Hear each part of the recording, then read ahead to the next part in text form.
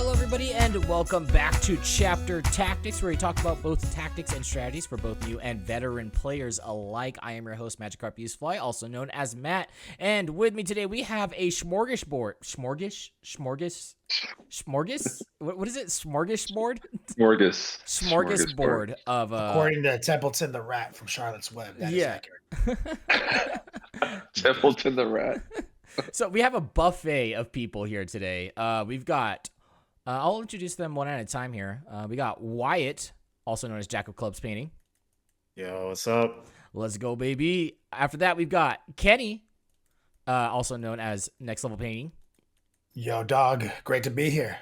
And we have Zach, also known as Big Red. Just Zach. Yeah, Just no, Zach. I was kidding. No, it's good. Hey, everybody. Yeah. Let's just do a roundtable real quick and have everybody introduce yourselves more, so then that way, people that don't know who you guys are, can get the full scope of what's going on here. Let's start off with Wyatt. Hey everybody, I'm Wyatt, also known as Jack of Clubs Painting. Stream a lot of painting videos on Twitch and have tutorials on YouTube. Also part of the Long War podcast with my friend Kenny. And we play in tournaments a lot. Wait, hold on a second. You and Kenny are friends? Yeah. What the hell? I didn't even know that. What? All right, Kenny, go ahead and introduce yourself. Yeah, man. My boy Wyatt over here. Pretty much, I'm just gonna copy and paste what he said. Like, we make videos, we paint models, kind of like hobby, Renaissance focus, kind of, in general. Like, we like to play hard and also present baller-looking armies, almost as with equal dedication. Which you could look me up on Twitch if you want to see how that entire process happens live. Or I also am dedicated to an education platform along the same lines. Awesome. And finally, Zach, go ahead. Tell us all about yourself, buddy. Oh, well, how much time you got? You got 5 minutes. 5 minutes. All right. Stretch it out. 5 minutes? Yeah. Oh, man. So back in the day, I was born. Yeah, just friends of all of you. I played Warhammer since 8th and did a lot in SoCal and a bunch of other stuff, and just really a fan of the game. So I got mixed up with these yahoos, Wyatt first, in our amazing doubles tournament, and it just went on from there. These guys taught me how to paint models too. They're amazing, and it's really good friends. And then, Motherfucker, Matt, I was first. We were you played that first? janky Yeah, but that doubles was game it was Mike's in a garage. garage. Yeah, but, the first tournament bug. You didn't have matching t-shirts. Yes, we had matching, and I still have that shirt, by the way. Look, So do Zach, I didn't say I knew Zach. I'm just saying he once touched me, in a garage. Oh my gosh! Oh my gosh! You know what, Kenny? I feel like I have the same story as you. He also touched me inside of a garage. It's very strange. Is that just your thing? Is that your kink, Yes. Zach? You should subscribe to my OnlyFans to find out. Ooh. I'm just kidding. I don't have that. All right, he gives out for free. Oh gosh! No. All right, so these yahoos here, these jabronis, these guys are we met not too long ago over on Tinder. On our info bios, it just said, "Yeah, I play 40K, so what?" And then we just all met up, started playing games together, and we went to the Dice Hammer team tournament. Like a couple of months ago? Was it last year? That was a couple months ago. It was a couple months ago. Oh, okay. Yeah. We went there like a couple months ago. And that was my first tournament, which was a team tournament. So that was a lot of fun. Got to practice with these guys and everything like that. So they're all really cool fellows. Yeah. And in this episode, we're talking about team tournaments again, but this time we're talking about the LVTT because it's coming up in September. I think it's like September 24th or something like that. So coming up. Right.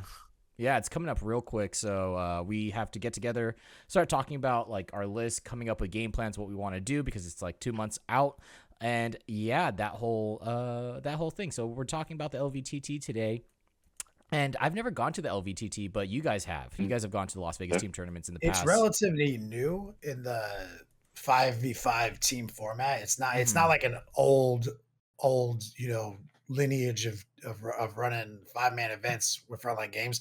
They kind of broke into that more recently. Mm. And so we only went once, and I think there was only one Uh, before that, right? I think Like, so. There's like, Nope, that was the first one. or That was was that the the first first one. one? Yeah. oh, okay. Yeah. So, but we have gone to plenty of team events in general, but that was Mhm. really exciting to go to Las Vegas for Yeah. something other than LVO, right? Yeah, yeah. Going into that stage was our first time specifically, and it was pretty much what we expected from like a larger draw. What I mean by that too is not just like number of attendance, because you saw when we went to the California Team Championships hosted by Dice Hammer, you saw that there's a lot of people there.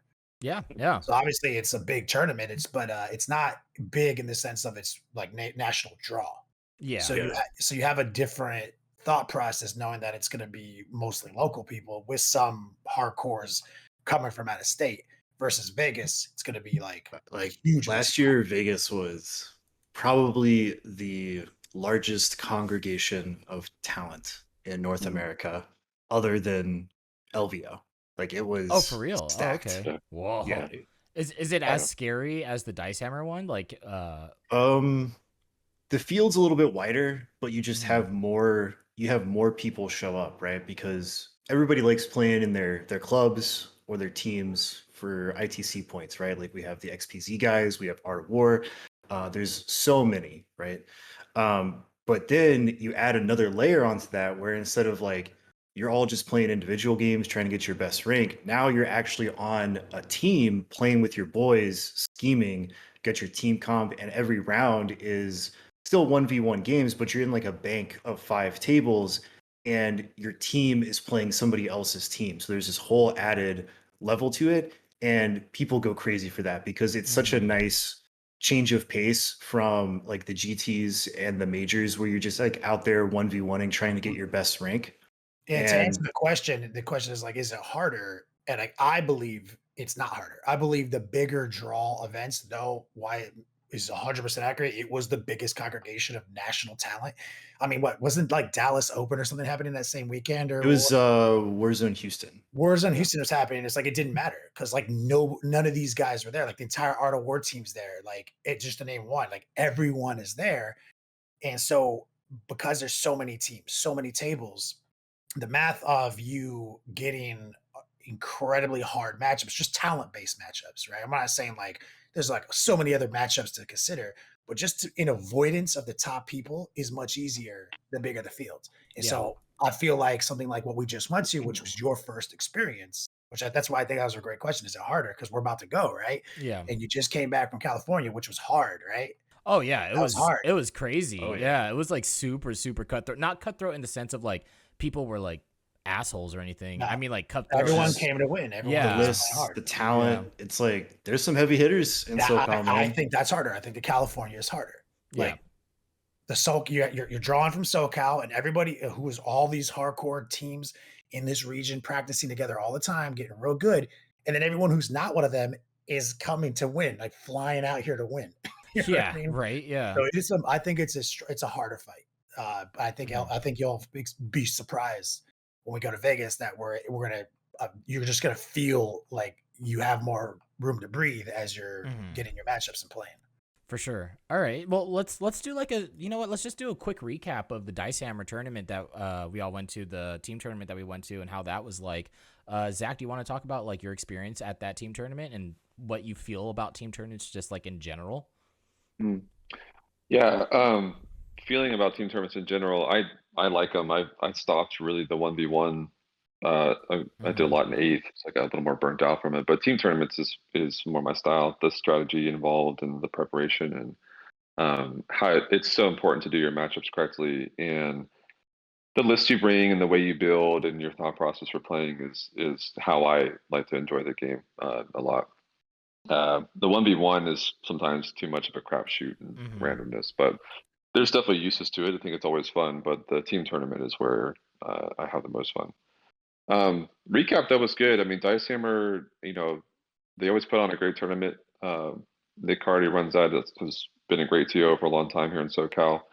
I'm also a little biased because I was born in the 40K scene of SoCal, which Mhm. is, in my opinion, probably the best scene and the toughest one. So when we talk about these large tournaments, they're typically like I say, easy, but they're, when you kind of go through forest and fire, you kind of go out, you're like, yeah, like you've already kind of seen the best of the best. So it's a great tournament. They've always been, I think the nice thing about Dice Tournament's always been tough. Even the 1v1s, I mean, you go to these tournaments and you're like, anybody here can win this kind of thing, right? So you really kind of get your experience. But the format's good. Teams were strong. What I play Grey Knights? I think you played that Grey was the one Knights. thing. Spoiler alert: this guy played Grey Knights, didn't play Grey Knights once, gave him a list, and then he just like stomped face the entire time, just like no. I can't think of the word. I mean, he drew Jeff Poole round 1, and it was like, oops, and then he beat him. Bro, Zach is like the Rain Man of 40K. Like, don't tell people my secret. No, it's which is honestly why I also like team tournaments. You get to play some new stuff and kind of throw things off. But Grey Knights was fun. How I view the game and play the game might be different than some other people, but it's a really good list, good matchup. So I think I went. Oh yeah, that's what it was. I had such an interesting record: 3 wins, 2 ties. Like who does that? And then the ties were against the crazy. No, I beat the Tyranid list, didn't I? Or maybe I tied it. I don't know, but that crazy Nid list and the crazy Tau stuff were the 2 that I tied. And then the rest were like, wow, Great Knights are really good. But it was good competition, especially for like not playing the game and coming in and seeing it. Like my game against Jeff. Shout out to him, by the way. I love that dude if he's listening. Playing as orcs, I was really kind of like, Jeff's super good at orcs. And I played against orcs in a long time. And I just kind of saw how strong Grey Knights are in general, right? With how you can score and play this game. So they were that. I definitely played well, but the list or Grey Knights in general were definitely good. But overall, it's a great time, great list, and I mean, I think to kind of finish that out, the Dice Hammer is super competitive, but there's a lot of really good people there, so you can have a really good time with everybody. Everybody knows each other. It's a real nice, close knit group. I would even say like you see 3 or 4 times a year. Earlier, like it's always been tough because they got their roots, like that, kind of grassroots, like they built up. I mean, I remember we used to go there, it'd be like 36 people playing in a singles event, and it's like all 36 of those people are like from a different area, and they would have all like won the Road Trader tournament last weekend, at their home shop. You know what I mean? And so it's always been a Shark Tank. But I think it's interesting because you talk about these Grey Knights. Matt joked about how like this guy didn't even practice with them. And you're talking about how like you discovered during that game while you're playing Jeff Poole, one of the greatest 40K players like right now in North America. You're basically learning not only how good your army is at scoring, but how tough they are in general, like how good of like, characteristics. And, I'm looking at this little list of things we had to talk about. I'm like, how do you prepare for a team tournament? And I'm like, remembering all the talks you guys had. And it's like, you guys schemed that like in our team meeting format, like, cause Zach he was like a free agent. Like, what do I play? What do I play? And he was steered to Grey Knights because you guys had experience with them and he's coming back in and you were like, these are the units. This is what they do. You'll be all right. And that's how it happened. That's how you. That's pretty much. I mean, that's really how 40K is right now. Like, which plays to my strengths a lot, just as how I play games and these kinds of things. Like, if you give someone enough time to prep, then it's more about like keeping your nerves calm and executing the plan and preparing for what goes wrong and how you change that. I mean, 40K really lies in that really well, and I learned a lot of that. Absolutely. In 8th, I mean, you just learn how to take things. I just learned how to take things that went bad to try to make them good, and Kenny and Wyatt definitely helped me with that. But the game is really focused around if you give somebody some time to really figure this thing out more like a mathematical level, like you can win a lot of games. I just don't screw up. I want to chime in here and just like kind of talk about like a team tournament just in general. One thing that I realized was that after going to like the San Diego Open and playing at a singles event and then comparing that to the team tournament, different. It was so different, and like the team tournament, I didn't feel exhausted at all. Like Yeah. at the San Diego Open one, I felt exhausted after, like day 2, and I was like, do I really want to go to the third day? But like at the That's what I was going to ask you is like, at what moment Yeah. were you considering not playing the rest of the tournament? Because that's Yeah. that's what always happens at a singles event. Almost no matter how good you're doing, Yeah. Mhm. there's like no additional stimulus entering your brain to encourage you to continue, even when Mhm. you're feeling mentally fatigued or physically fatigued. Whereas that's the opposite in a team event. Yeah, at the team event, like I felt great the whole way. Like I didn't feel tired. My legs weren't hurting. After SDO, I felt like an old man, dude. Like I felt like my body was breaking down. I feel like I still haven't recovered. Like it's just like it's crazy. But Wyatt, what about you? For the Dice Hammer event, do you want to do a small little brief summary of how that went for you? Yeah, so I was captain, which means that the responsibility of making our pairings falls to me, right? And so it's still a great time, but slightly more stress for me because like I have to not only make decisions to try to win these games because it is like your team has to win the 3 out of 5 of our matches, right? Yeah. Or if there is ties, you have to win based on a points differential, right? We actually lost a round because of a 10-point points differential because Yeah. we got a tie, right? Um, Which was Demeki's fault, right? I think we blamed him. Was that? yeah, it's was always that Demeki's fault. Yeah, Yeah, yeah. it's his fault for everything. We love you, He was Demeki. yeah, playing Demeki, we out. love you. We love you. I'm sorry. So I had to look at the list. I had to figure out the little mini game that the team captains have to play because there is the attacker and the defender on these teams, and there's sort of like a preferential choice based on the role that you're in, which alternates, right? So I tried to make sure not only that our guys were put into matchups where I thought they could win, at least on paper, but also that they would have like a good time.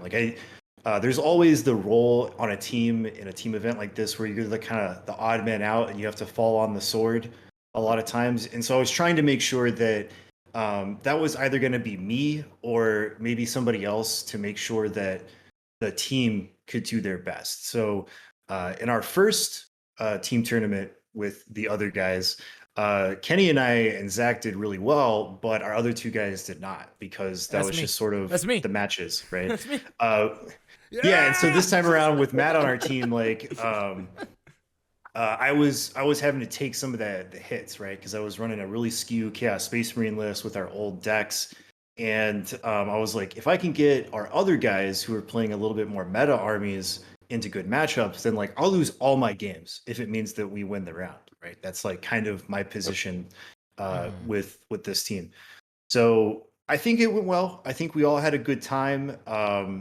We didn't have any like problems or anything Yeah. like that. And so like But we did overall, get I our think there was a lot ass of kicked this time. oh yeah, we lost a lot. Yeah, Like that yeah. that happens sometimes. Like We I did, we can did look at better in Vegas because, like you were saying, like we were like there was like we were like 3 people. You need 3 people to win, right? That's just Yeah. what just why I just said 3 people need to win or you lose the round. So it's okay if 2 of your guys are not pulling through, like, and they're having the tough matchups and they're not getting their wins, right? Because you're doing well. We had the inversion. We had like 3 guys not doing well, me included, and 2 guys doing good, Wyatt and Zach. And so that's not enough to get through the fights. You literally can't win if only 2 guys are pulling through. And like I said, like there's paper you can look at, like Wyatt said, he's looking on paper, but you can't account for player talent, Yeah. right? Like there's the SoCal market is like got a lot of people you've never heard of who are real good. They're real prepared. Yeah. So Dude, like that whole tournament, I was like, what's going on? Like I was looking at these paper matchups and I'm like, is everything I know a lie? Like, am I an imposter? Yeah. This is all a sham. Like, we should But be winning these games. there is a caveat though that's worth mentioning. It's not an excuse, but it is a fact. Is that tournament happened right after big balance updates? Oh yeah, yeah. That's Big- like what screwed a lot of people over. big Was that changes happened. huge change? Yeah. We lost the Plague Burst Crawler, so that was a big blow to my army. Like we lost its one of its primary roles, which is to interact with things you can't see in an effective way. Like a lot of people are like, well, it still does damage. Yeah, but like kind of like it hitting things it can't see was like one of its best things. You know what I mean? And so that was a big blow to like my army, which I did really well with in Vegas. So I had to like quickly adapt, and it wasn't even optimized. I could still optimize it. Matt got hit with a mega the nerfs. cost upgrades. Yeah, it was to your crazy, Harlequins. dude. And like the whole time I was like practicing, like, okay, I'm thinking that my list is gonna go up like 200 points, goes up like 400 points or something, and I'm like, bro, yeah, what am I? stuff. Yeah, I was like, what do I do? What did I like? And I was like, I have to hobby out like a couple of these things still, and like, what am I supposed to bring now? And it was like, and then your fallback wild. list was Crusher Stampede, which was gone, right? Yeah. And then it's like, oh, do we do the Tyranid stuff or not? That whole conversation. Exactly. So this messed with our preparedness a little bit. Yeah. So we just weren't able to pivot fast enough and be prepared enough to overcome that challenge. At least, me and Matt. Jamaica doesn't have an excuse. He was playing Tau. Yeah.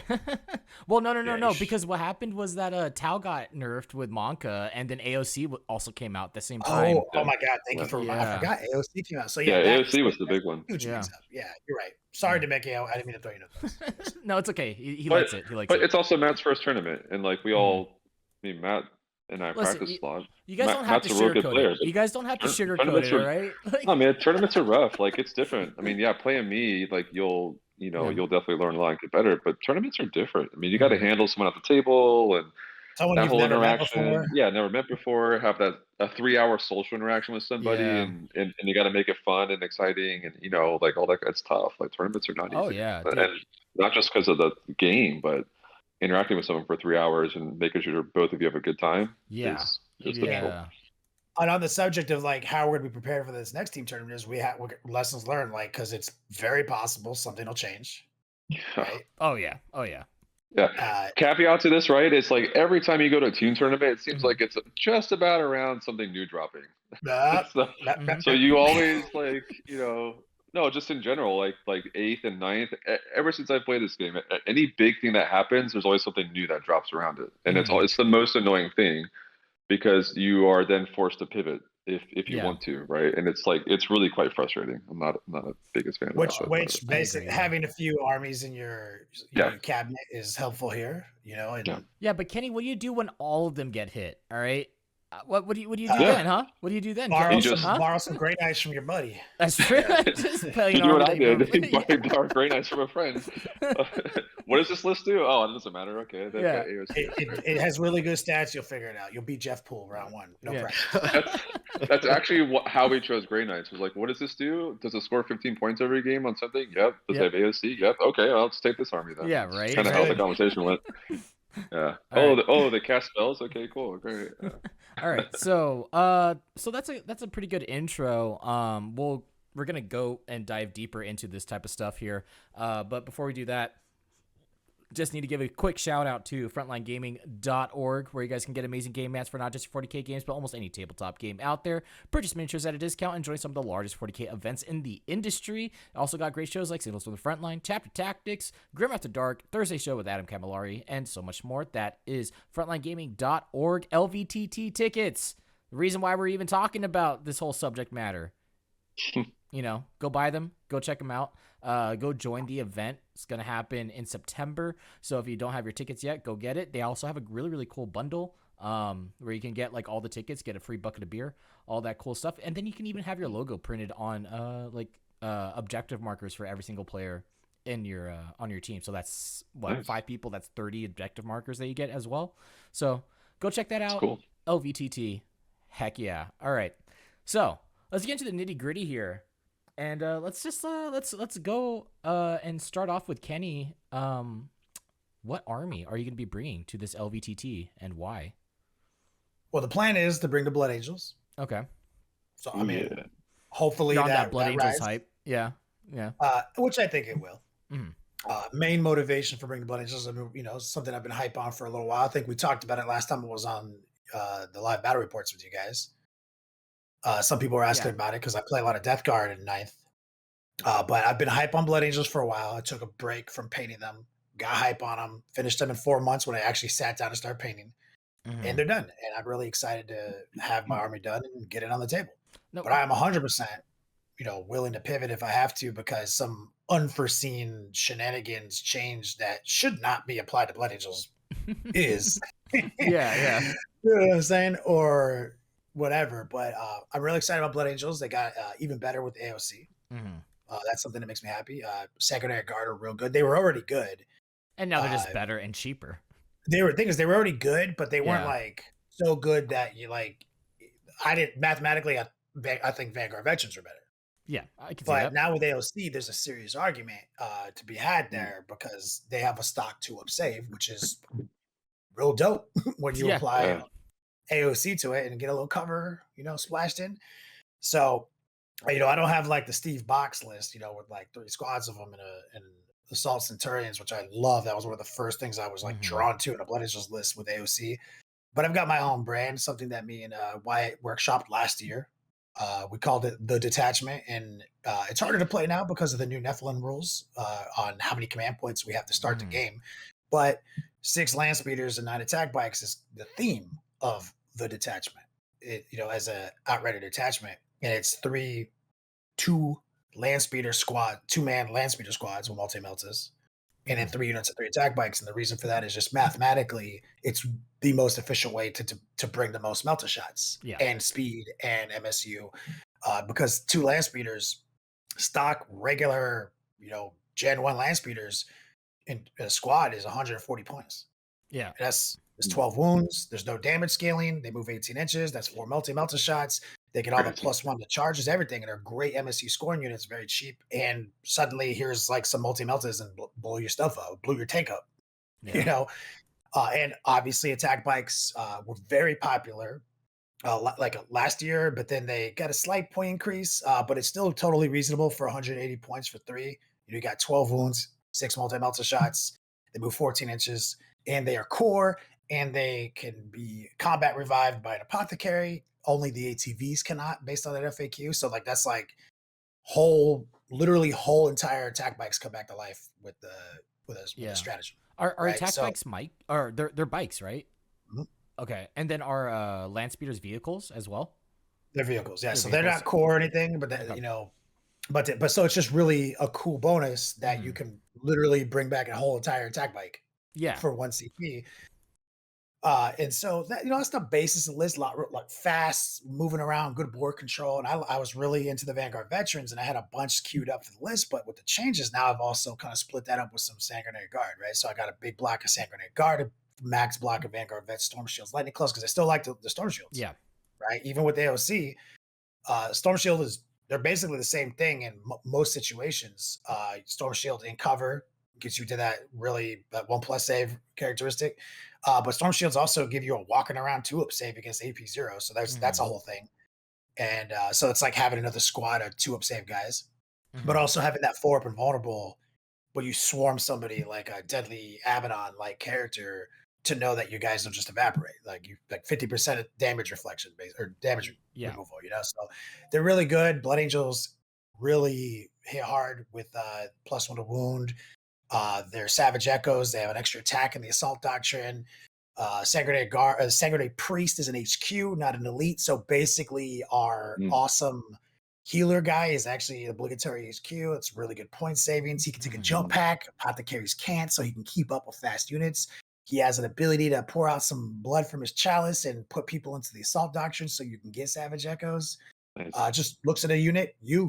Tonight, let's do this thing, Let's party. Let's go. We're going. So a lot of great interactions where you basically are getting dudes up to Chaos Space Marine attacks, right? Because you see these like the new Chaos Space Marine codex just drop Warp Talons are 5 attacks, right? That's like the baked in rules of a combo like this, right? You get an extra attack from Lightning Claw, extra attack from Savage Echoes, extra attack from Assault Doctrine, or a Shock Assault or whatever. All these things that you stack on top of each other, you're seeing now are just getting baked into characteristics. But what that means is 5 attacks per Vanguard vet, right? With extra AP and all this crazy stuff. Same thing with Sanguinary Guards. So they are super powerful units that have a lot of resiliency, right?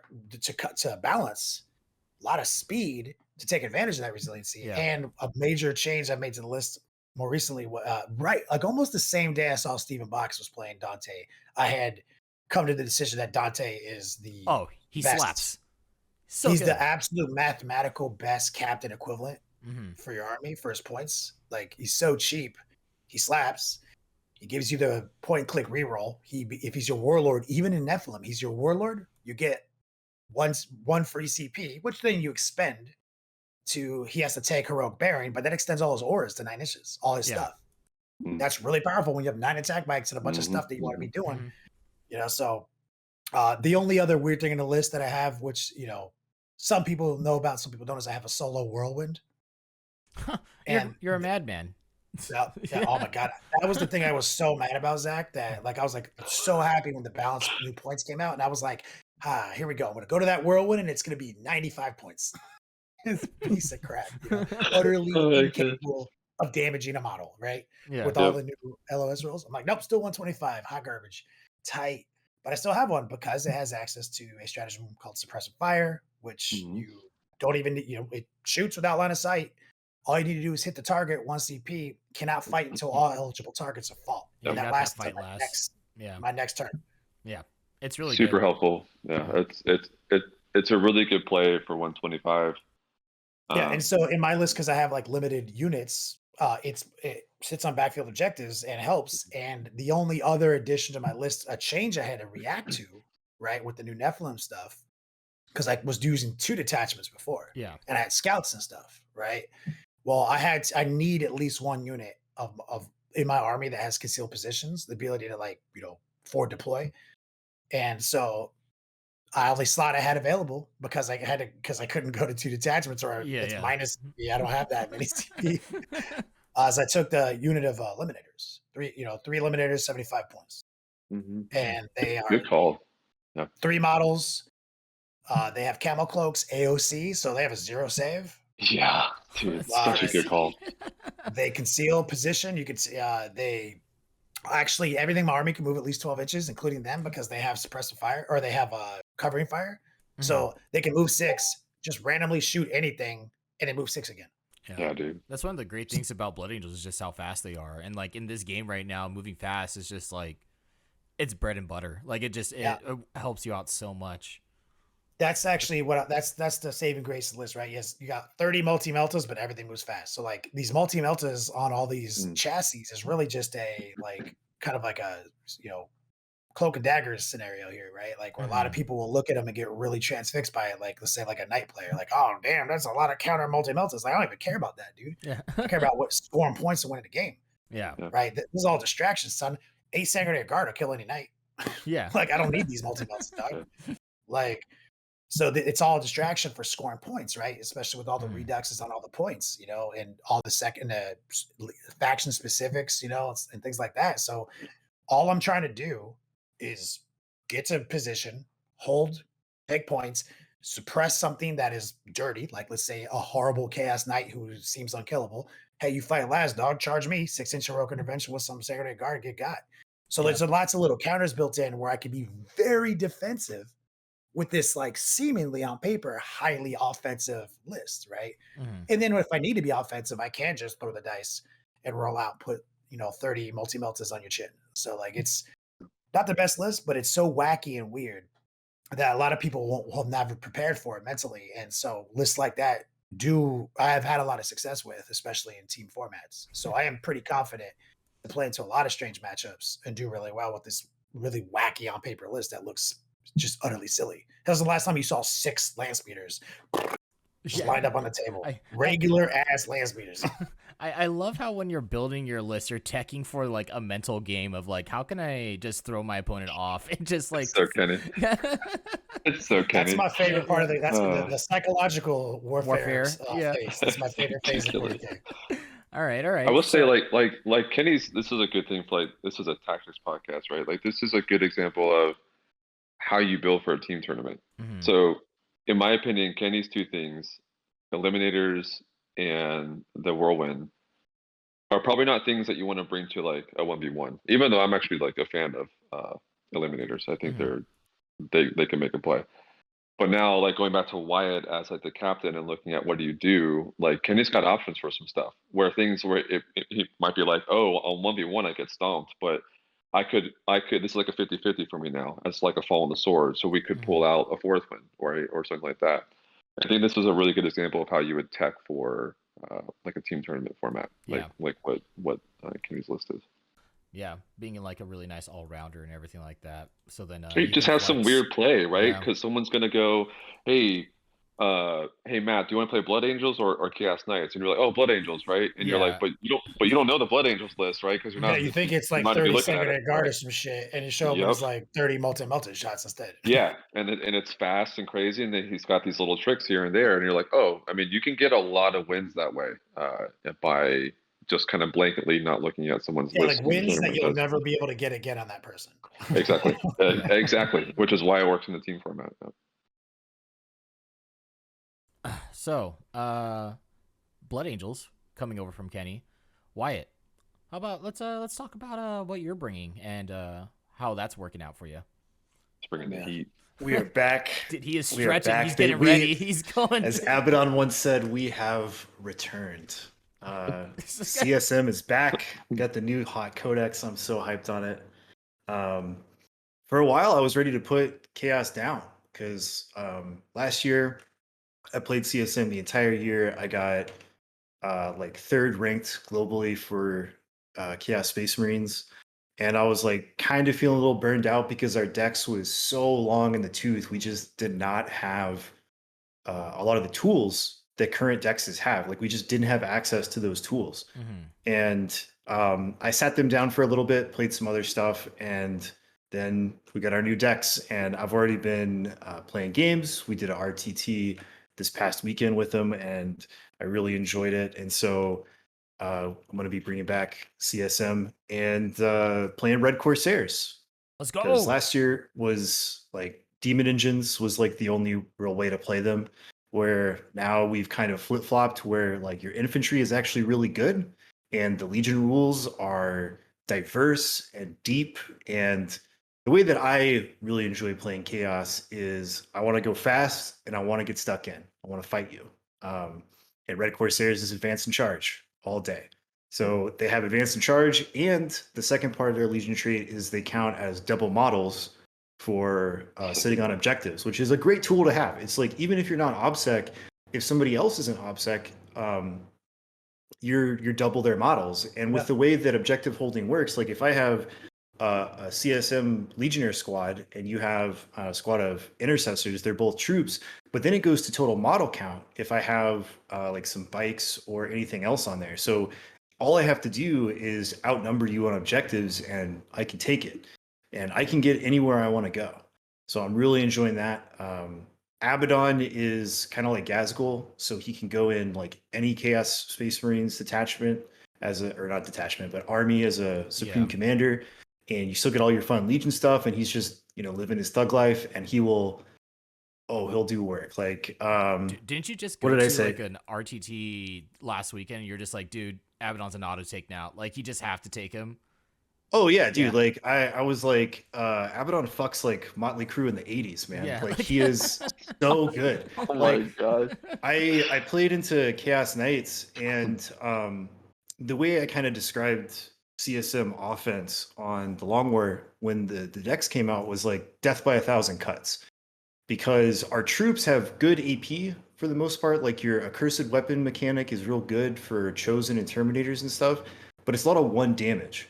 But the trade-off is we have like a billion attacks coming out of every unit. So real high toughness stuff kind of hurts me, because unless you want to spec into just power fists, which I don't think are as good for the point cost, that kind of hurts. But our characters like Abaddon and the Demon Prince and like Lord Discordant, Master of Executions, like they can do work. And in that Chaos Knights game, I was like, oh, he's got me. Like I can't touch these knights. And then I started giving people the bad touch with Abaddon, and he killed like 5 knights by himself. He just walked right through them. Like the what's it called? Like Dark Master thing on the Abominant. He's like, you can't hit me on anything better than 4s, can't reroll hits. He's got his favors, so he's got Transhuman, and I was like, all right, cool. And I just start rolling dice. I'm like, oh, okay, well, here's a bunch of 6s, which explode now. Yeah. And then like I win you on 4s, like, cool, here's just a bunch of 4s for you, dog. Like, oh, 5 of those are also 6s. Well, that's like 5d3 mortal wounds on top of all your saves. Like Abaddon's just like, bah, knocking shit down. I think he's gonna get an FAQ. I'm just Yeah. hoping that it's not before Las Vegas teams, There's because no he's way. a little. There's no way he's not gonna get nerfed before Yeah, LVTT. he's There's like no way. objectively too good for Yeah. 300 points. Like, Yeah. Yeah. I don't think he's overpowered as far as his rules are concerned. I think he's just too good for 300 points. I think he needs to be he like has great 350. rules. He's just 300 points is very exciting. And then a lot of Yeah. people online will be like, yeah, they made his rule. You know, a lot of people always accuse GW making like, you know, dope rules to sell models. It's like, dog, everyone already had an Abaddon. Yeah. Like, we already all bought our Yeah. Abaddons like when he came out. Like, Yeah, he's the there's- war master, dude. Like, he needs to Yeah. be balling. every It's chaos just- dude on Earth has him already. Like, it's not Yeah. a Don't mess play with him. as- Just keep him where he's at. Don't touch him. Let the game creep up to him. Like don't. Oh yeah, and the thing is, it'll be. We're talking September, late September is our event, right? Yeah. So I mean, like, we'll see the stats, the analytics. They'll see what happens with Abaddon, and you know, it's entirely possible it's not a thing. Like, nobody's doing anything with him. Like, nobody's winning events. It's not, you know, like, unless it's something like Admic is 7 of the top 8. Like that's why they want an apology tour. Yeah. Yeah. You know what I'm saying? Like, we'll see. Um, We'll have to see if Chaos is even going to be like that. But I mean, 300 points. He's exciting, and he's an auto include. Like, as Oh well. yeah, he's so good. And some old characters are new again. Like Huron Blackheart is somebody that hasn't been good in like 15 years, and all of a sudden he's like pretty good character. Like, he's all of the worth Chaos taking. named characters are good. Yeah, like Lucius the Eternal is back, and he's like he has been doo a doo meme forever. so bad. Yeah, dude, like so I got Huron on the list, like mainly because in the new decks there's only 3 ways to get full hit rerolls as like a chapter master point and click, you know. One is Abaddon, one is Harken World Claimer, and the other one is Huron Blackheart. So by taking Abaddon and Huron, I get 2 instances of point and click full hit rerolls on core units or characters. And that really helps, because one of the big tech pieces of this army is a huge brick of Terminators to hang out with Abaddon, and they advance and charge. So all of a sudden my Terminators are fast, which is great. And a big old unit of Chaos Bikers, which are back for the first time in a long time. And with certain buffs and relic choices, those guys are really hard to kill. So I can, you know, you guys get rerolls, you guys get rerolls, and they go off and they do all sorts of fun things. We've got some really cool stratagem support. The big one is Hounds of Huron. So the biker units can advance out 20 inches, they can charge, they can fight, and then I play that stratagem and they leave before you can fight me back. So I can do all sorts of really fun things with those bikes for like board control and secondaries, different things like that. So I can stay, I can be stuck in, I can tie up a bunch of units by piling in and consolidating. And they're really hard to kill. Yeah, those bikes can go like 50 inches, man. Like, Oh yeah, dude. Or I can do the gravity slingshot where like I charge into something, I fight you, and then I move 14 inches somewhere else and exist. And then a piece of tech that I kind of figured out at this tournament last weekend was sometimes it's better to actually go charge something, beat it up a little bit, make it like maybe make a squad combat ineffective.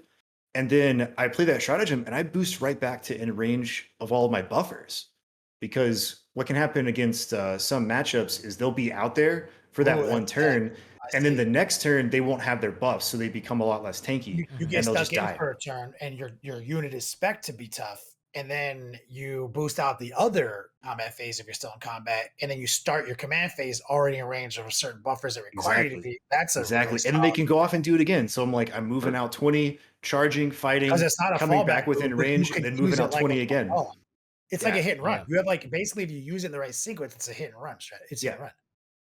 Man, that sounds cool. It's like Harlequins had that rule and they took it away, and then they gave it to fucking Chaos Space Marines. They gave it to yeah, dude, we're space pirates. We steal your shit. Steal your shit. Like our secondary is all about looting and plundering. Yeah. I mean, to be fair though, like Dark Eldar are also space pirates. They have like sails on their ships. Yeah. Well, I mean, so yeah, but so why that specific list, and how come Chaos Space Marines? I mean, Chaos Space Marines is just besides like, that you just like Chaos Space Marines. they're like my spirit animal. Yeah. And like they just are. But that list, it's almost entirely because that's the way that I find It's the your most playstyle. enjoyment. Yeah, like 100% your um, playstyle. like I really fell in love with Chaos for the first time in early 8th edition because you could do like the Alpha Legion forward deploy and you could use Corn Berserkers and just get stuck in like super early and do all sorts of really fun stuff because that's just how I want to play Chaos. Like the really complicated super cagey style of Chaos never really jived with me the way that it does with Kenny. So being able to do that again for the first time in a really long time just makes me really happy. And it just plays good. Like Yeah, it's not Red the Corsairs is greatest army, but basically it does work. that's like Wyatt's personal army. Like somebody thought of Wyatt when they wrote those rules. Wyatt wrote it himself. I think that's what it was. Bro, I wish. I think If I wrote it, that all of that would have been on World Eaters because like World Eaters That's is what I yeah. wanted. That's also why you And that's chose- kind of what makes me sad. Is Yeah. like I can get down with Red Corsairs because I like their lore and I like their look, and Huron is super cool. But they're like everything that I want in World Eaters, but better. So like I wish that was on World Eaters, Yeah. but Red Corsairs is you still actually were awesome. starting your World Eaters army, and then Red Corsairs came out. You're like, these are the rules that I wanted, so we're playing pivoting. Yeah, Turns they're out both red. It's fine. if that's advice to anyone listening to the podcast, if you get ready to start your Chaos army, me and Wyatt have been saying this for like 3 weeks. Don't pick Emperor's Children, though they're very powerful and they're very crowd favorite. Your first Chaos army, paint it red. Yeah. Don't even worry about your Make your own warband. I tell people the same thing with Space Marines. Like, unless it just you have like a fire in your heart for somebody like Salamanders or Ultramarines or Blood Angels, like make your own custom chapter and paint it whatever color you want with like custom symbols. That way you get way more mileage out of the money that you're putting into the hobby. Same with Chaos. Like, don't unless you're like just a die-hard Black Legion or Emperor's Children fan. Just make up your own custom warband. Get like some cool emblems that are generic or unique to you from like Paco's the Monkey or somewhere, and paint your guys whatever color you want. That way you can be all the legions. I agree.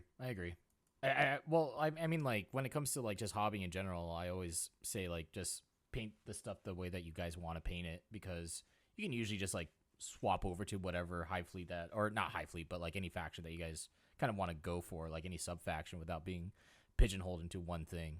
Just helps, spread your money more. I think it's worth mentioning too on this tactics podcast, Wyatt's army. So like his bike unit, which he doesn't even have to go into detail on because I think the internet mostly knows about the new Chaos biker style. It's going to be everywhere if you're playing Chaos. But also what's going to be everywhere is Abaddon's. And I think Wyatt should break down the master execution. Oh, right. I have the anti-Abaddon, and he works in a lot of situations. So we got Mo. He's the master of executions, Dirty Mo. You give him the Mark of Nurgle. The Mark of Nurgle in and of itself is kind of weird. It's not as good as you might think it is. For anybody who doesn't know, if you have the Mark of Nurgle and you attack that unit, if the attacker's strength of their weapon is equal to or double the toughness of your guy, you're -1 to wound. So for most Space Marine stuff, you're like, if it's strength 4 or strength 8, -1 to wound. Kind of meh, whatever. But what you get access to with the Mark of Nurgle is really good. The Nurgle Demon weapon is what we're going for. And it's really cool because the Master of Execution is tailor-made to kill characters. That's his whole thing. And what the Demon weapon does now is it replaces his axe, but it still has the same stats. Like it makes it a relic, it adds this additional rule, but it still has the same stats. Yeah, the demon weapons don't come with characteristics. There's no like strength, nothing. It's like these two abilities added to the dude's weapon. That's nice. Exactly. And those abilities are one, if it hits, it wounds. Fantastic. Because wounding is the hardest dice to convert. The second rule is it ignores wound cap rules and rules like feel no pain. So any rule that it has where you would ignore wounds, it ignores that rule. It uses uses the word any rules the model has that would ignore wounds. And so when you look at wound cap rules like what Abaddon has, it literally says that any additional wounds are ignored. Right? Doesn't matter. Yeah. Feel no pain says a similar thing. Ignored. That's also why things like Helix Gauntlet and other cool abilities that turn a damage characteristic to 0 or important wording. I always thought that was strange. that there's a wording where it says, hey, you can take the first failed save and turn the damage characters to 0. So isn't that just ignoring it? No. Because we have a rules interaction that specifically targets things that ignore the wounds. Yeah, and this has been there before. There might be more instances, but the one that comes to my head is Valerian from Custodes. So this guy is what I was worried about a lot was like, how do I deal with Abaddon in the mirror match? Because like I'm probably going to see it at some point. And this is the guy. Like this is the guy that you want to send into Abaddon because he can kill Abaddon in one turn, right? You give him the Hatred Eternal, I think the Warlord trait is called. Lets him reroll all hit rolls. So that means it's always wounds. Right. Oh my gosh. And it also gives him an additional attack. Like the strength doesn't matter because we don't wound with this weapon, so it could be strength 1 for all we care. But it does give him an additional attack as well, so he gets that one more chance. That's a free additional wound. Right. And the other thing, because it's the same axe, so it also has a rule that if you wound on a 6, you do 2 mortal wounds. Actually, hit on a 6. Yeah. It's on a 6, you do 2 mortal wounds. So that just helps on top of it, because then it's not a save that you have to deal with, because your hits wound, but your target still gets to get saves against them. So when you pair that with your full hit rerolls plus Wanton Slaughter, where 6s explode, every 6 that you roll is going to do those mortal wounds, but then those additional hits go immediately to the wound step, and it's a -3 weapon. Wow, which is fantastic. It ignores the feel no pains and the wound cap. Dude hits on a 2s, so he could just reroll everything that's not a 6. What's the point cost on this guy? Like 90 points. Yeah, I think he's 90 because he's a 65 point model. And then you give him the mark for 15. Oh my gosh. This is I mean, he has no army. invulnerables or anything like that. You will splat his ass. Yeah. Real quick. But this guy can run in charge, right? Because he's very Corsair. So you can just fuck him in somewhere. Advance in charge. Like my threat range for stuff is so deceptive because of advance in charge.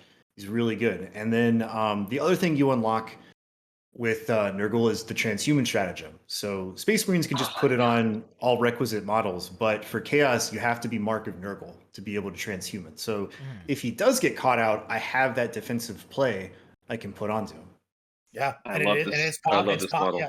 Yeah. No, he is really powerful. He's always been like this. This isn't even like that. He's basically the carbon copy of what he was before.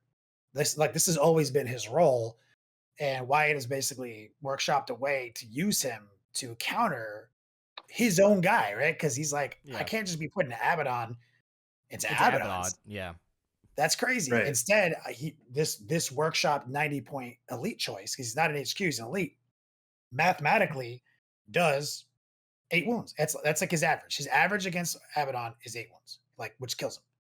Like, so like this 90-point guy goes in there, and even let's say the worst rolls happened ever. Let's say my dude goes in there, rolls all those dice, gets 2 6s, does 4 mortal wounds, and Abaddon passes all saves. You have already done more wounds than normally possible to Abaddon. Right. Yeah. Right? Because you can only do 3 in a phase. Yeah.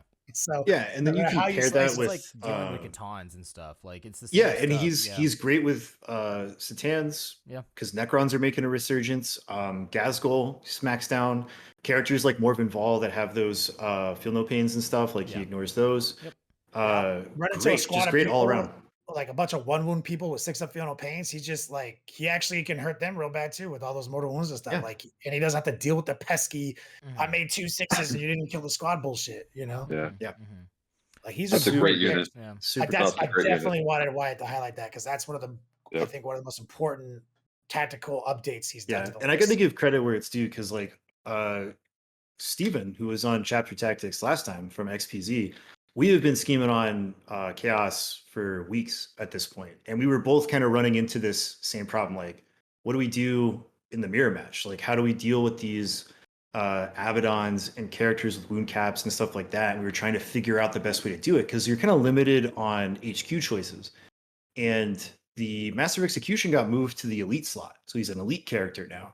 And we just kind of landed on this after kind of figuring out the best way to do things, because a lot of the demon weapons are really good. Like, if we're not talking about feel no pains and wound caps, the offensive ceiling is sometimes better with these other demon weapons. But what we needed was a specific answer to this problem, and that's the Nurgle weapon. So Yeah. we created Mo. So now we know Wyatt can get thrown into chaos matchups with Abaddon, And be especially totally if fine, yeah. they're not teched against Abaddon. All right, okay. So Wyatt sitting on Chaos Space Marines, all nice and pretty. But what about you, Zach? What are you thinking about doing here, huh? I don't know. I just started planning. I'm going into my planning phase. I haven't played since Dice Hammer, so Yeah. I got to We start had our reading. first team meeting the other day, right? Yeah. It was like our pseudo team meeting, and I was like, "Hey, so what's up in 40K these days? What do I have to read about?" And his mind got blown like 50 times during that call. Oh, it's great. I love it. It's like the best. Yeah. I sometimes love taking a break from this game, side tangent, and then coming back and hearing all the cool stuff that happens, and it's amazing. It's just like this little 90-point massive execute. Oh, it's great. It's great for the game. It's so. I think if you're ever burnt out with the game, take a break and come back, and you'll realize just how cool it is, and you won't get as tilted as I think if you stay in it, you get a little more upset. But anyways, yeah, I picked up my Chaos Knight book. Very excited. Yeah. Might have to get back on those boys. It's been a long time since I've had to defend the title. But yeah, right now, they're there. Just Chaos Knights has my heart. They did well for me at 8th. I think when we talk about play styles, they're more there. However, and going this a little bit deeper, the way that the book kind of puts you is not really my favorite on how I personally like to play Knights. Sisters is in that category right now. It seems like they're really good. Sisters is one that yeah, I mean, I don't know. I'll just be honest about it. Like when I look at team tournaments and tournaments in general, where you pay money to go, right? I got to pay for the ticket, pay for the hotel, pay for the travel. I don't really have an attachment to what I like to play. I have an attachment to how do I win because I'm paying good money to go. So like half the time it's more about like what do we need to like fill the slot to get a W. So if that's like NIDS or sisters or like whatever's good at the time, right? And then access to army, which is why you kind of start prepping now. But now Death Guard's on the table, it seems like, because Kenny might not be touching him. And I haven't looked at Thousand Suns in a while, but with AOC they're real good. So there's a lot of options that kind of fly through. Yeah. So you're kind of just like floating around trying to figure out what you want, right? Yeah, I think he also just named 3 of his most notorious tournament lists, right? Like his in 8th edition, he ruined that ass with 1K Suns. Like he was all over the SoCal scene with just janky ass strategies that nobody ever seen, doing crazy stuff, right? Then he had his Chaos Knights, and I think were you like best Knights at one time? Yep. Yeah, like the whole year, right? Like best Knights the whole So like he's also like a former Chaos world best Knights player. Chaos Knights is really fun. Yeah, and you just went to LVO with your new Death Guard and went like 5-1, right? Like just casual 5-1, right? With casual, Death Guard. Death Guard's solid. It's and like we talked about, you build 1v1 for different versus team, and so I think Knights always have a good spot in team tournaments, right? Because they're really good first defender. If you got to fall on the sword, they're great to do that because they're hard to kill depending on what you're playing, and if you're good at playing them, someone might be like, oh, I can handle Knights, but if you start rolling bad for the first 2 turns, that's where Knights will get you, right? If the punch back from a Knight is really hard and really strong, and they definitely have their swings and ups and downs. So I mentioned all that because I don't want to get too attached to Chaos Knights. I'm still reading through the book. There's things that I like. There's things that I really don't like. I think that kind of happens, but they seem like a real solid army in general. Sisters has always been good. But they're not my favorite to play. Like I think because you're a tall man. Like you're just so tall, and like these models are so small, and these tables are so low to the floor. And there's always so many of the models too. Yeah. The table height. If people are listening to that, please make them a little bit taller. That'd be great. So I'll have to like bend over and namaste or whatever. Dude, why don't you just become shorter then? How about that? Oh, jeez, no, I can't do that. It's easier for you to become shorter than it is for them to change all of the table sizes. It's those uneven tables that always get me, where like one's higher, one's lower. That's the stuff that right. But yeah, Sisters, I'm starting a bit earlier now to prep for this because Sisters like takes a while to play and learn with the clock and get good. But they seem to Mhm. have the most chances for your highest point outcome on an average level. And I know, Kenny and I talked about this when we were doing team tournaments in eighth. I brought that Nurgle list to always score 35 points out of 40, no matter what. And if you can find that style of list, which I think most tournaments that people that win a lot of tournaments, if you can find that list agnostic of your favorite, then like you should bring that. So for team tournaments, it's a big deal. So I kind of feel like Sisters can do that. I got a good army as far as like the unit count and models that I have, but I haven't looked at them in a long time. So I think the things to talk about with that, Chaos Knights are there, and I got to test them out. I think the couple of things that I like about it, the book is strong. I love those dark favors. I think it's the coolest thing that they've done for that army in a long time. I think when I read that, I was like, this is exactly what was needed. It's really fun, a lot of flavor, because if you're a knight player, you were always 5 points over or 100 points under. Like when you made a list, and now you can balance out that 100 points under with some favors to Some give yourself some upgrades. power. Yeah. Yeah, and it's really, really neat. There's a lot of flavor in that. You can do some meme, but then it pushes you into like a real competitive level. Um, the the hard part that in which, because I don't like to play knights this way, is it's a very war dog list build. I mean, and it's very apparent that that's the best thing to do when you put the math down and the cost of each one and the speed and their offset. I mean, they offer so much, and there's more war dog option now, which is great. But they're really, really good at like 140 points. I mean, each one, right? So I think your 13, 14 War Dog list will be super dominant. I think the hard part about that, and this is where in a 1v1 tournament, it's rough. You don't always win the mirror match though. Yeah. And that's purely based on, and terrain becomes a problem now. Like, do you have enough or too little to hide yourself? I mean, 13 War Dogs on, what are they, 90 mils, 120 mils? I mean, that's a lot They're of real hefty. estate They're to chunky. pack up. Yeah. And so, back in eighth, when I ran 3 knights and 5, which was I just really did really well with that list. It was like the perfect match of how you would balance terrain and war dogs to hide everything and all that kind of stuff. And so now you're kind of looking at some of those things. But all I have to say, is really self-sufficient houses. Having okay, side tangent. Trail destruction sucks now. I'm so upset that they changed that, Kenny. I'm so upset that I they know. changed that. I'm so mad. That was our like first the most, stratagem too, man. yeah. That was like our It's like the index. most iconic one too. They just killed it. They're just like, you know what? You got to be shooting someone on an objective and you get the reroll one. Like, come on. Like, that's not trail destruction. It That's was so yeah, that's like trail of light baby. Like, talking tos, yeah, like yeah, like, turn yeah. It's, email.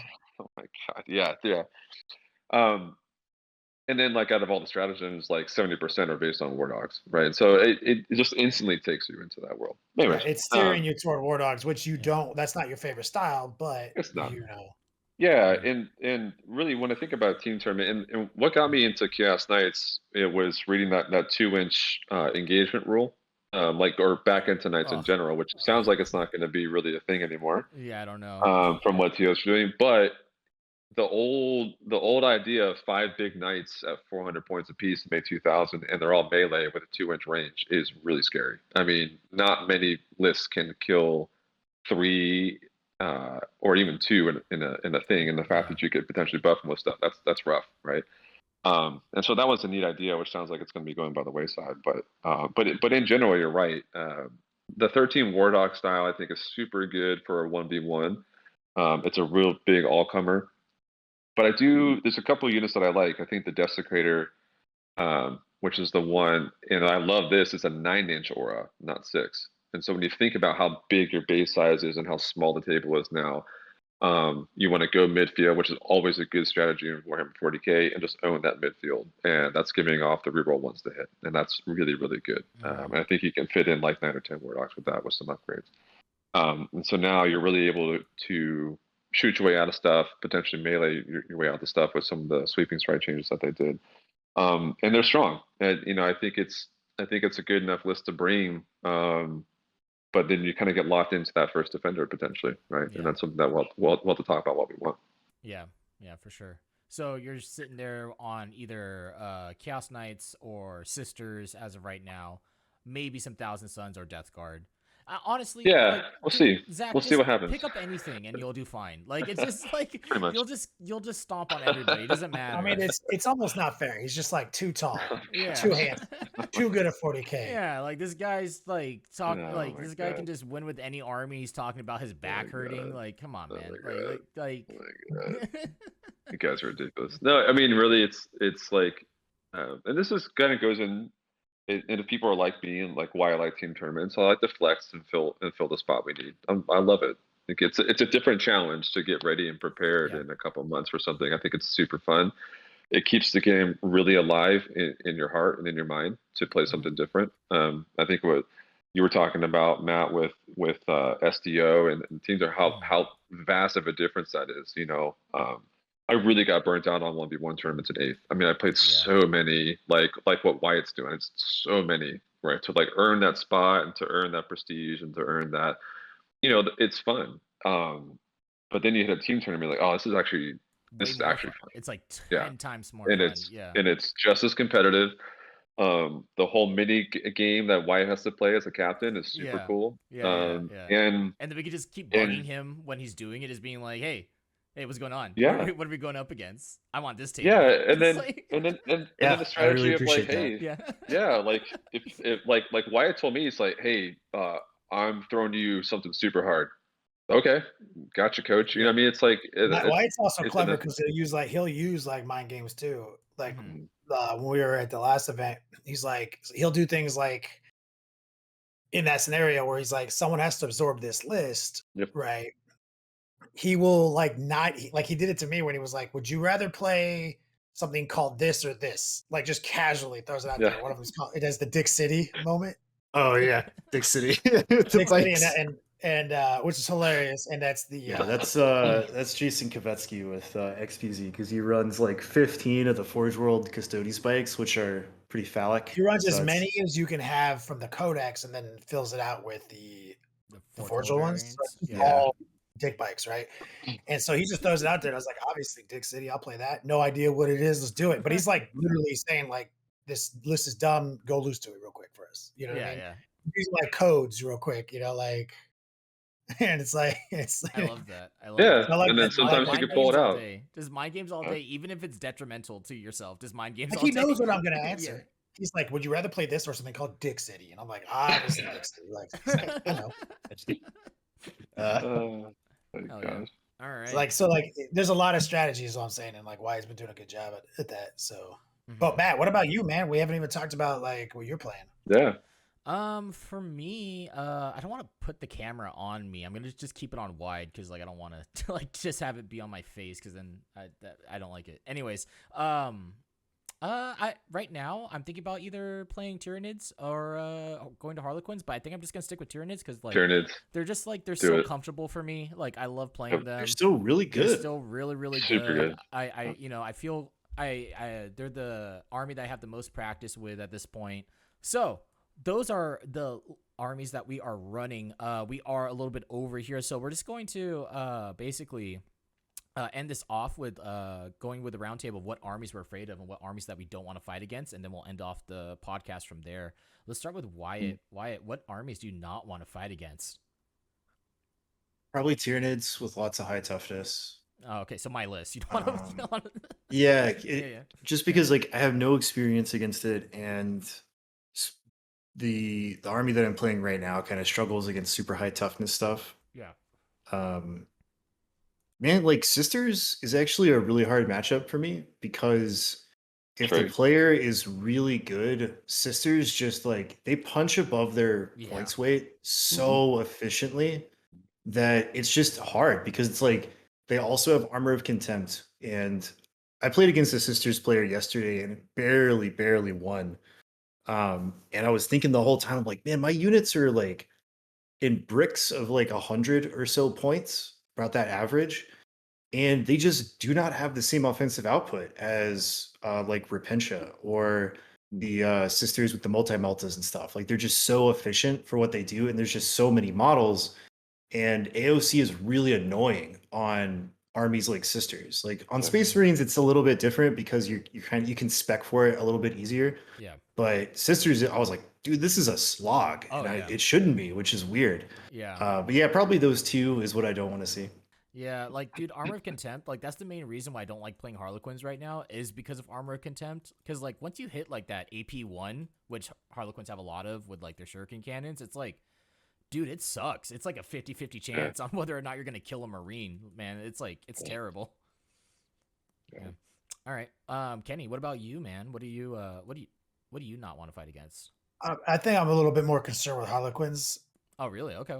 right now, just with this Blood Angel list. Like I wasn't as worried about them with my Death Guard style, but a whole army of 4 invulnerables and transhuman hitting and no rerolls. It's a bit of it does kind of instantly devalue one of my strategies. Like because I want to be able to use the multi meltas when that's required of me, like in a very offensive way. And a lot of Harlequin armies, like on paper, seem like a great place to put those multi meltas until you factor in that there's no fucking rerolls and I hit on 4s and they have 50% of their saves. You know what I mean? So that's a tougher one for me to crack, and they're just about as capable. They're equally, if not more capable of doing similar board control shenanigans with their fast movement and vehicles that do cost more points than a lot of what I'm doing, but they are also harder to interact with and sometimes do more offense. So that's not necessarily a matchup that I am optimized to go into. And I feel a little concerned with it. I feel that. And also their secondaries are just like wild. Especially with the new Nephilim rules where they can take like 3 of them. They have 2 really great secondaries that they're just going to score 15s on all the time. Like they're guaranteed 30 points on and that. one of the ways to stop them is to take them off the table, and I'm just not confident with my ability to take them off the table fast enough. I feel that. All right. Okay. And then what about you, Zach? What are you afraid to go up against? Nothing? Is it nothing? Nothing. Yeah, I don't care. Yeah. I care less. I think the stuff I don't like playing against, and I say nothing because I don't even know what's really out there, but sure, that's all kind of the same stuff. But to put into perspective what Kenny said, like things that move fast and board control well and are tough, which is a lot of Eldar, are always tough to play against. Like those are just hard matches in general. Yeah. The stuff that like Wyatt's doing, I think is tough, but like at least it's in your face and you know what's going to happen. But if you're like, hey, I'm a Void Reaver that can move 24 inches and shoot you and just get angles on you, right? Because it goes into your train deployment has to be on par or you lose, right? And I think that's where things get tough. So if you fight armies like that, where they have high mobility and just hit like a hammer, those are never fun to play against. But if you can strategize a decent amount, you can come up with a better shot. But Okay. I feel that. Don't matter to me. Yeah. As for me, I want to double up and just say that I don't want to fight against sisters either. Just because like, hey, 2 sisters list, huh? What? Maybe I should play some sisters. It's just that like, I just don't want to deal with them. It's too many. They trade so well. They trade so well, and then like one of the things that I hate about sisters is that like it's hard to differentiate their units from each other, and like sometimes I get confused on what's what, and like I just never have a good time when I fight against sisters. But everything else, like I'm totally fine. I like if I have to take sisters, I'll take it, because like the one thing that I bring in my list are spore mines, with biovores, and those are like super underrated right now. So like, I can just move block the sisters like as much as I have to and be totally fine, and they'll just take mortal wounds and it doesn't matter.